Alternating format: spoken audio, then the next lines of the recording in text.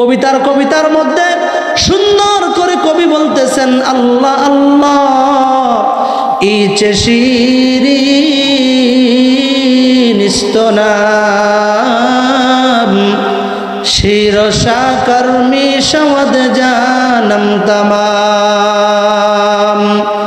কবিতার মধ্যে বলতেছে আল্লাহ আল্লাহ ইচে শিরিন স্তনাম। কবি বলতেছে দুনিয়ার সমস্ত মিষ্টিকে যদি একসাথে করা হয়, দুনিয়ার যত প্রকার মিষ্টি আছে সব মিষ্টিকে একসাথে করলে যেই পরিমাণ মিষ্টি লাগবে, যেই পরিমাণ মিঠা লাগবে, কবি বলে আমি যদি আমার জবান দিয়ে একবার আল্লাহ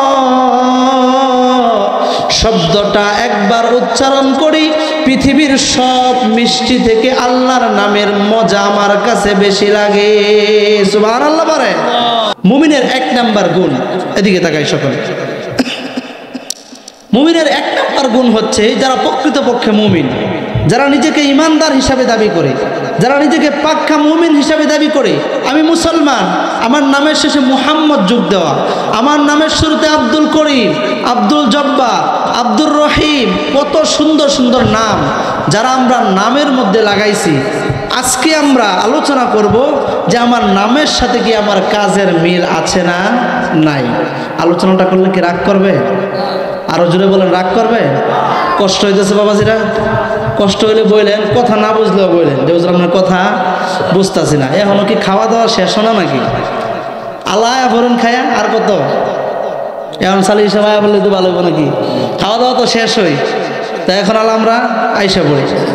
তো এই আয়াতের মধ্যে আল্লাহ তাআলা মুমিনের 5টা গুণ সম্পর্কে বলতেছে। আল্লাহ তাআলা পবিত্র কোরআনে সূরা আনফালের মধ্যে মুমিনের গুণ সম্পর্কে আল্লাহ তাআলা বলেন,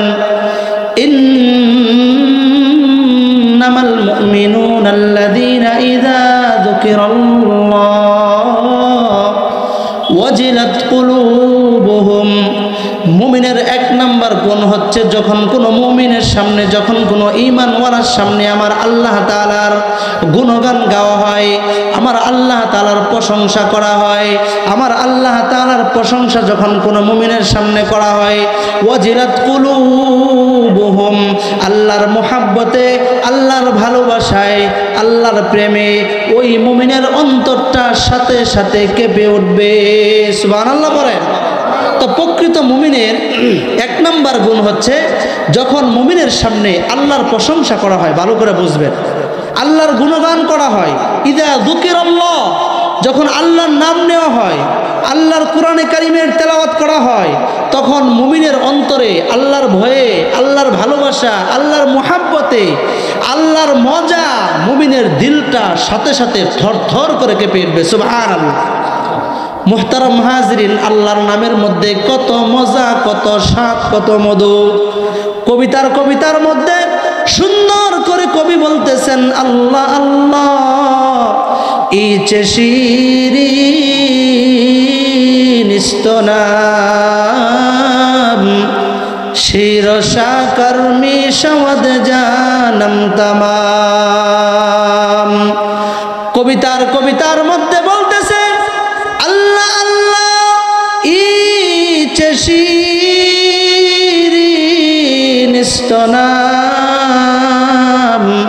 কবি বলতেছে দুনিয়ার সমস্ত মিষ্টিকে যদি একসাথে করা হয়, দুনিয়ার যত প্রকার মিষ্টি আছে সব মিষ্টিকে একসাথে করলে যেই পরিমাণ মিষ্টি লাগবে, যেই পরিমাণ মিঠা লাগবে, কবি বলে আমি যদি আমার জবান দিয়ে একবার আল্লাহ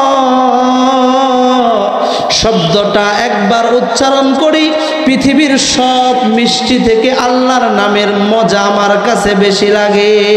সুবহানাল্লাহ বলে। আল্লাহর নামের মধ্যে কত স্বাদ, কত মজা, কত মধু।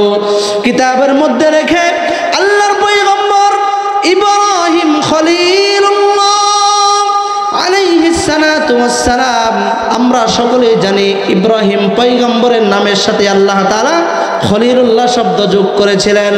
ফেরেশতাদের একটা দল আল্লাহ তাআলার কাছে গিয়ে বলতেছে, ওগো মালিক, আমরা জানতে চাই তুমি তোমার পয়গম্বর ইব্রাহিম আলাইহিস সালাতু ওয়াস সালামের নামের পাশে খলিলুল্লাহ কেন যোগ করেছো জানতে চাই। আল্লাহ তাআলা বলেন ওয়াইদ বিতানা ইব্রাহিম রাব্বুহু বিকালিমাতিন ফাআতাম্মাহুন্না।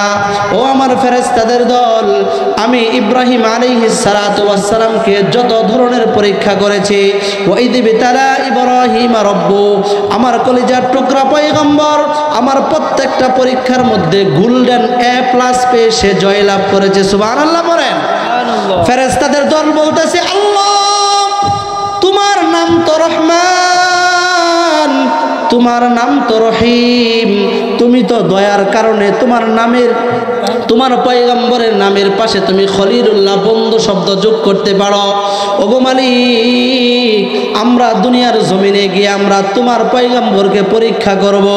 যদি তোমার পয়গম্বর পরীক্ষার মধ্যে পাশ করতে পারে তাহলে তার নামের শেষে খলিলুল্লাহ শব্দ যোগ থাকবে, আর না হলে তার নামের থেকে খলিলুল্লাহ শব্দ কাটা। আল্লাহ তাআলা বলতেছে যাও যাও যাও। আল্লাহ তাআলার অনুমতি পেয়ে জিবরাইল আলাইহিস সালাতু ওয়াস সালাম দুনিয়ার জমিনে এসে দেখে ইব্রাহিম খলিলুল্লাহ আলাইহিস সালাতু ওয়াস সালাম সে মরুভূমির মধ্যে বেড়া চড়াইতেছে, তার শরীরের মধ্যে তালি দেওয়া জামা, পয়গম্বরের শরীরে তালি দেওয়া জামা। আল্লাহ তাআলার ফেরেশতা জিবরাইল আলাইহিস সালাতু ওয়াস সালাম খলিলুল্লাহ আলাইহিস সালাতু ওয়াস সালামের সামনে এসে দেখে আল্লাহর পয়গম্বর বেড়া চড়াইতেছে।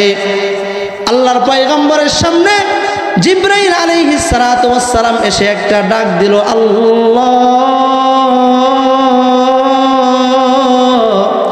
নরম সুরে একটা ডাক দেওয়ার সাথে সাথে আল্লাহর পয়গম্বর ইব্রাহিম খলিলুল্লাহ আলাইহিস সালাতু ওয়াস সালাম বেহুশ হয়ে জমিনের মধ্যে পড়ে গেলেন।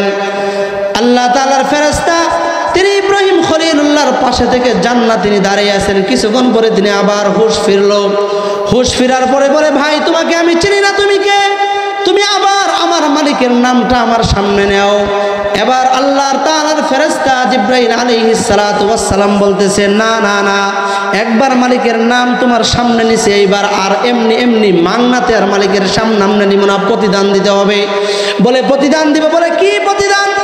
বলে আমার কাছে যে বেড়ার পাল আছে, যত বেড়া আছে তার থেকে অর্ধেক বেড়া তোমাকে আমি দান করে দিব, আমার মালিকের নামটা নেও। আবার জিবরাইল আলাইহিস সালাতু ওয়াস সালাম এটা শোনার পরে আল্লাহ বলে আরেকটা ডাক দিল। এবারও আল্লাহর পয়গম্বর ইব্রাহিম খলিলুল্লাহ বেহুশ হয়ে মাটির মধ্যে পড়ে গেলেন। সংক্ষেপে বলতেছি হযরত আছেন, হযরত গুরুত্বপূর্ণ কথা বলবেন। দ্বিতীয়বার আবার বেহুশ হয়ে পড়ে গেলেন। জিবরাইল তার সামনে থেকে যায় না, মাথার পাশে দাঁড়িয়ে আছে। আবার হুঁশ ফিরে যখন আসলো ইব্রাহিম খলিলুল্লাহ বলতেছে ভাই তোমাকে আমি চিনি না, যদি আরেকবার আমার মালিকের নামটা একটু নিতে আমার কাছে অনেক স্বাদ লাগতেছে। আল্লাহু আকবার বলেন। এবার জিবরাইল আলাইহিস সালাতু ওয়াস সালাম বলতেছেন না না না, একবার আল্লাহর নাম তোমার থেকে নিয়েছে, প্রতিদান পেয়েছে, এবার কিন্তু আবার ফ্রি নিব না, কি দিব বলো? বলে এইবার তোমাকে খালি হাতে দিব না, আমার বাকি যে বেড়ার পালটা আছে সবগুলো আমি তোমাকে দান করে দিব। সুবহানাল্লাহ বলেন। এবার জিবরাইল আলাইহিস সালাতু ওয়াস সালাম আবার নরম সুরে আল্লাহ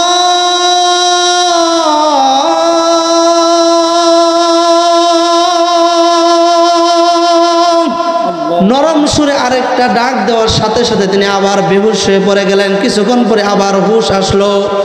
এবার ইব্রাহিম খলিলুল্লাহ বলে ভাই তুমি আবার আমার মালিকের নামটা আমার সামনে নেও, বড় মজা পাইতেছি, বড় স্বাদ পাইতেছি। এবার জিবরাইল বলে এবার কি প্রতিদান দিবা? তোমার কাছে তো কোনো বেড়া নাই, কোনো ছাগল নাই, এবার কি প্রতিদান দিবা জানতে চাই। বলে এইবারও তোমাকে খালি ফেরত দিব না, তোমাকে এমনি এমনিতে আমার মালিকের নাম এবারও তোমাকে দিব না, এইবারও আমি তোমাকে প্রতিদান দিব। বলে কি প্রতিদান? বলে এইবারের প্রতিদান হলো যদি আমার মালিকের নাম তুমি আমার সামনে নাও, তোমাকে যে আমি বেড়ার পালটা দিয়েছি, এই বেড়ার পালটা পালার জন্য তো একটা রাখালের দরকার আছে না নাই? বিশাল বড় বেড়ার পালতে হলে রাখাল লাগবে না? তুমি তো পালতে পারবা না, তোমার যে সুরত দেখে বোঝা যাইতেছে তুমি বেড়ার পালগুলো রাখতে পারবা না। এইবার যদি আমার মালিকের নাম তুমি আরেকবার নাও, আমার সমস্ত বেড়ার পাল যে তোমাকে দিয়ে দিয়েছি, সমস্ত বেড়ার রাখালি সারা জীবন তোমার বাড়ির মধ্যে আমি করব। সুবহানাল্লাহ বলেন। এই কথা শুনে আল্লাহ তাআলার ফেরেশতা জিবরাইল আলাইহিস সালাতু ওয়াস সালাম বলেন, ভাই ভাই ভাই ভাই, না না না, তোমার বেড়ার আমার প্রয়োজন নাই, তুমি যে রাখালি করবা তাও আমার প্রয়োজন নাই। আমি হচ্ছে আল্লাহ তাআলার ফেরেশতা জিবরাইল আলাইহিস সালাতু ওয়াস সালাম মালিকের কাছ থেকে অনুমতি নিয়ে এসেছিলাম, যদি আমাদের পরীক্ষায় তুমি জিতো তাহলে তোমার নামের পাশে খলিলুল্লাহ শব্দ থাকবে, আর যদি আমাদের পরীক্ষার মধ্যে হেরে যাও তাহলে কিন্তু খলিলুল্লাহ শব্দ থাকবে না। ও আল্লাহর পয়গম্বর, আল্লাহ যে তোমার নামের পাশে খলিলুল্লাহ শব্দ যোগ করেছেন, আল্লাহ তাআলা তোমার কাজকর্ম দেখে, তোমার আল্লাহর প্রতি ভালোবাসা মায়া মোহাব্বত দেখে আল্লাহ তাআলা খলিলুল্লাহ শব্দ যোগ করেছেন। সুবহানাল্লাহ পড়েন। মুহতারাম হাজরিন, তো যে কথাটা বলতেছিলাম, এই আয়াতের মধ্যে আল্লাহ তাআলা মুমিনের 5টা গুণের কথা বলেছিলেন। উলামায়ে কেরামদেরকে বসিয়ে কথা বলাটা এক ধরনের বেয়াদবি। আজকে শুধু একটা কথা আপনাদেরকে বললাম, মুমিনের কয়টা গুণের কথা আল্লাহ তাআলা এই আয়াতের মধ্যে বলেছেন? কয়টা গুণ? 5টা গুণ। তো একটা গুণ আজকে আমরা জানলাম যে প্রকৃত মুমিন, প্রকৃত ইমানদার, প্রকৃত ইমানওয়ালা, তার সামনে যখন আল্লাহ তাআলার নাম নেওয়া হয়, আল্লাহ তাআলার প্রশংসা করা হয়, আল্লাহ তাআলার গুণগান করা হয়, আল্লাহর নামের মোহাব্বতে, আল্লাহর ভালোবাসা তার অন্তরটা সাথে সাথে কেঁপে উঠবে ইনশাআল্লাহ। যদি সুযোগ হয় তাহলে ইনশাআল্লাহ বাকি 4টা অন্য একদিন আপনাদেরকে শোনাবো ইনশাআল্লাহ।